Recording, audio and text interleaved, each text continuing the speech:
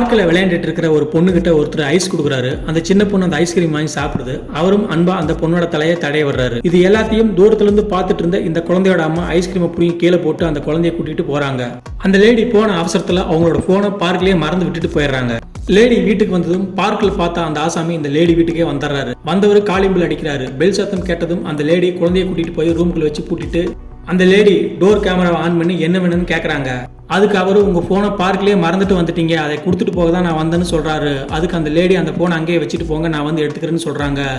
போனை வச்சுட்டு போனவர் திரும்பி வந்து அவர்கிட்ட இருந்த சாவியை வச்சு டோரை திறந்து வீட்டுக்குள்ளே வந்துடுறாரு. அவர் வீட்டுக்குள்ள வரதை பார்த்து அந்த லேடி பயந்து போய் அவர் அடிக்க கையில பாட்டில் எடுக்கிறாங்க. ஆனா அவர் எதையுமே கண்டுக்காம சோபாவில் வந்து உட்கார்றாரு. சத்தம் கேட்டு சின்ன பொண்ணு என்னன்னு வெளியே வந்து பாக்குறாங்க. அவரை பார்த்ததும் அந்த சின்ன பொண்ணு அப்பான்னு ஓடி போய் கட்டி பிடிக்கிறாங்க. அப்புறமா தான் தெரியுது அந்த சின்ன பொண்ணோட அம்மாவுக்கு ஞாபக மறதி நோய் இருக்கு, அதனால வந்த பிரச்சனைன்னு.